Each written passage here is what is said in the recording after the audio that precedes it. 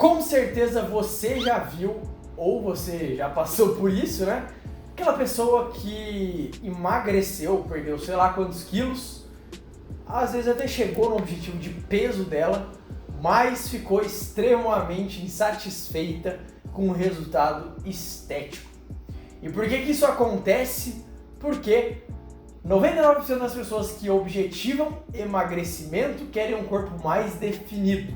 E o que é definição? É você ter uma massa muscular para mostrar e não ter uma capa de gordura por cima que vai esconder essa massa muscular que você tem, certo? E aí a pessoa emagrece, perde peso, mas fica com aquela aparência flácida, que não é muito agradável aos olhos do padrão aí das 99% de pessoas que buscam esse emagrecimento. E aí a gente começa a questionar o porquê que isso aconteceu.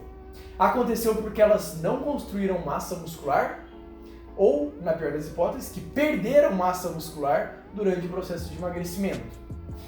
E perderam principalmente por conta de uma coisa que é o maior erro das dietas de emagrecimento, que é o baixo consumo proteico. A proteína, galera, ela é responsável pela construção, pela reparação tecidual. Isso vale para a sua pele, isso vale para o seu cabelo, isso vale para a sua unha, isso vale para os seus músculos também. A proteína ela tem um efeito poupador muito importante que a gente vai discutir aqui hoje no estudo que eu vou apresentar para vocês. Então já clica no like, se inscreve no meu canal porque você me ajuda muito aqui no YouTube. Vou deixar passando o meu Insta também, @wg_, tenho certeza que você vai gostar muito do conteúdo que eu trabalho por lá. E se você está procurando melhorar o seu shape, atingir o melhor físico da sua vida, eu tenho um serviço de consultoria esportiva online. Eu tenho uma equipe especializada para te ajudar nos seus resultados, para te ajudar nos seus objetivos. Um estudo muito interessante que foi publicado no The Face Journal em 2013, então a gente já está falando de uma coisa que nem é tão recente assim, tá? Mas que sempre teve o seu grau de importância. Fez o seguinte, dividiu o número ali de participantes, de praticantes recreacionais de atividade física, tá? Em três grupos que estavam objetivando emagrecimento. O primeiro que faria um consumo de 0,8 grama-quilo de proteína, o segundo que faria um consumo de 1,6 grama-quilo de proteína e um terceiro grupo que faria um consumo de 2,4 grama-quilo de proteína. Certo? Lembrando que todas elas estavam submetidas ao mesmo déficit calórico. Esse déficit calórico foi calculado com base na fórmula de Harris-Benedict, tá? Uma fórmula que é muito bem utilizada aí, inclusive por muitos nutricionistas. Então, o que você começa a entender daí? Que todas elas ingeriram a mesma quantidade de calorias, proporcional, lógico, ao déficit calórico individual de cada um. Então, o grupo que ingeriu menos proteína, ingeriu mais carboidrato. O grupo que ingeriu proteína média, ingeriu carboidrato médio, e o grupo que ingeriu proteína mais alta, o carboidrato um pouco mais baixo, certo? Para fechar a conta de calorias, já que 1 grama de carboidrato são 4 calorias, assim como 1 grama de proteína, e 1 grama de gordura são 9 calorias, certo? E aí o que esse estudo ele quis avaliar? Ele quis avaliar o efeito poupador de massa muscular das proteínas, certo?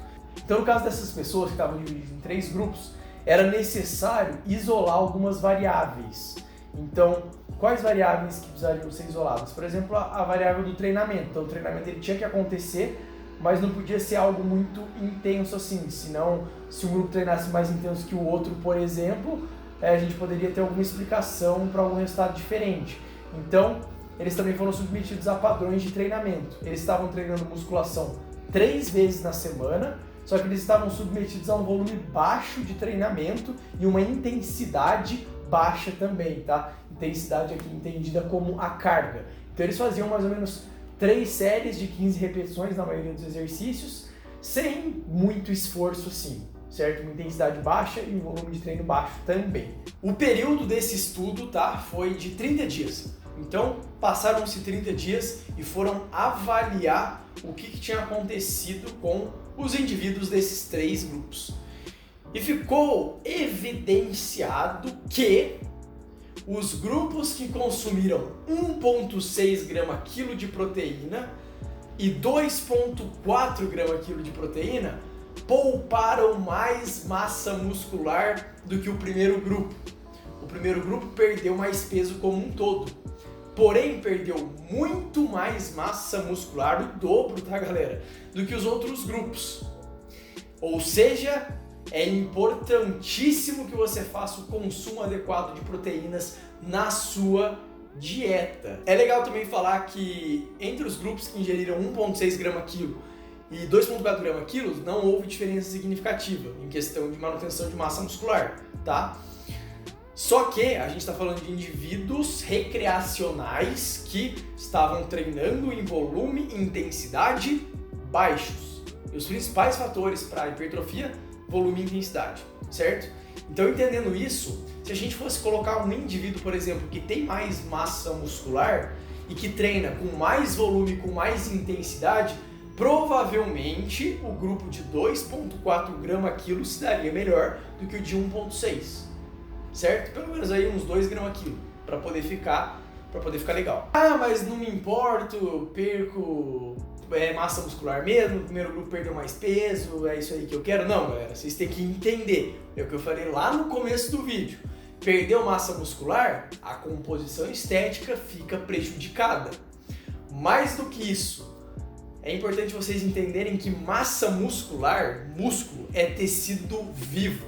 É um tecido que gasta energia. Portanto, quanto mais massa muscular você tem, mais rápido é seu metabolismo, mais comida você pode mandar para dentro, mais calorias você pode mandar para dentro. E se você tem menos massa muscular, o seu gasto energético ele é menor. E se o seu gasto energético ele é menor, se você comer um pouquinho a mais, a probabilidade de você engordar é muito grande.